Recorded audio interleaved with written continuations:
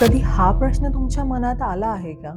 मी पुरेशी नाही, मी दुसऱ्यांइतकी स्मार्ट नाही, सुंदर नाही किंवा सक्सेसफुल नाही. येस, हा प्रश्न आपल्या सगळ्यांच्याच मनात येतो. आपण सगळे लाईफमध्ये कशातरी मागे धावत असतो. ते म्हणजे प्रेम, मान्यता, यश, सक्सेस, ॲप्रिसिएशन. पण आत खोलवर एक रिकामी जागा असते, जिचं नाव आहे सेल्फ डाऊट. आणि त्या पोकळीचं उत्तर आपण इतरांकडून शोधतो. कुणी माझं कौतुक केलं तर मी चांगली, कुणी मला इग्नोर केलं म्हणजे मी काहीच नाही. आपण आपल्या वरची मोजमाप जी आहे ना, ती इतरांच्या नजरेतून करत असतो ॲक्च्युली. पण कधी स्वतःच्या डोळ्यात पाहून विचारलं आहे का, मी पुरेशी आहे का? आज आपण बोलणार आहोत सेल्फ वर्थ या विषयावर, जी बहुतेकांना सायलेंटली आतून वाटते. आपण पुरेसे आहोत का, किंवा मी पुरेशी आहे का?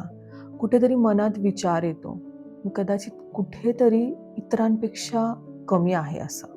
सो मला इथे हेच म्हणायचं आहे, हे सगळे प्रश्न आपल्या जेव्हा मनात येत असतात तेव्हा सगळ्यात पहिला मुद्दा म्हणजे तुमच्या मनातला आवाज.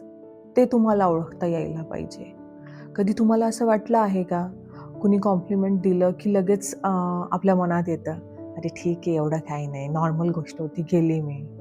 किंवा एखादी गोष्ट चुकली की लगेच स्वतःला आपण दोष देतो, मी काही कामाचाच नाही आहे, माझ्याकडून नेहमी चुकाच होतात.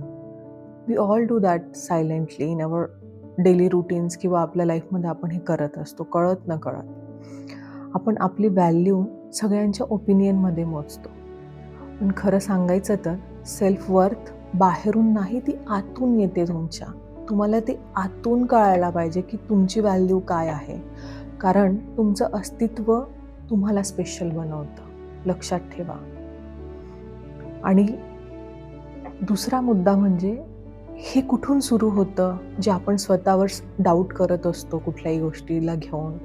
हे फिलिंग बहुतेक चाइल्डहूडपासून येतं असं मला वाटतं. कारण लहानपणी काय होतं ना, आपले टीचर म्हणाले गुड मार्क्स आले तर स्मार्ट आहात, असं आपल्या बालपणात घडलेलं असतं. चांगले मार्क्स मिळाले म्हणजे ब्रिलियंट आहे. किंवा कधी घरच्यांनी सांगितलेलं असतं आपल्याला, सगळ्यांना खुश ठेवलं तर तू चांगली व्यक्ती बनणार, किंवा तुला चांगले मार्क्स मिळायला पाहिजे, तुला घरातल्या सगळ्या गोष्टी यायलाच हव्यात, तरच तू चांगली व्यक्ती बनू शकते.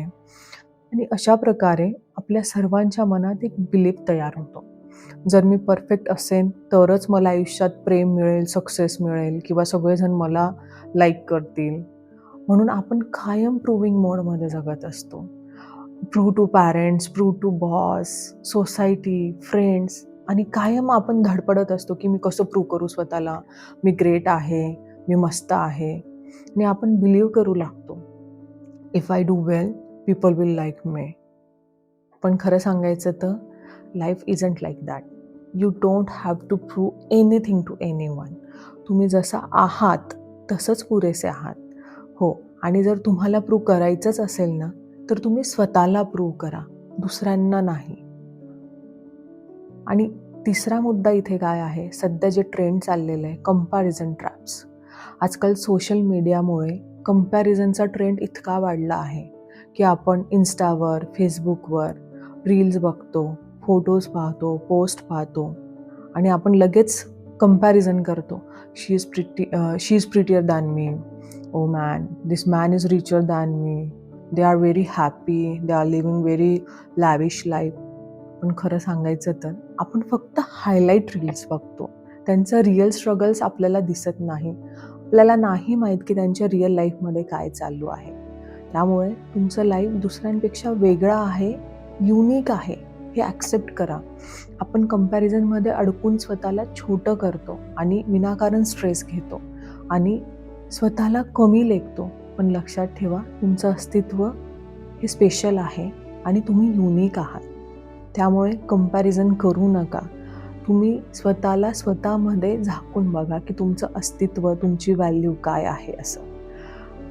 चौथा मुद्दा म्हणजे, जर तुम्हाला काही लक्षात ठेवायचं असेल तर फक्त हे लक्षात ठेवा, तुमचं असणं हेच पुरेसं आहे.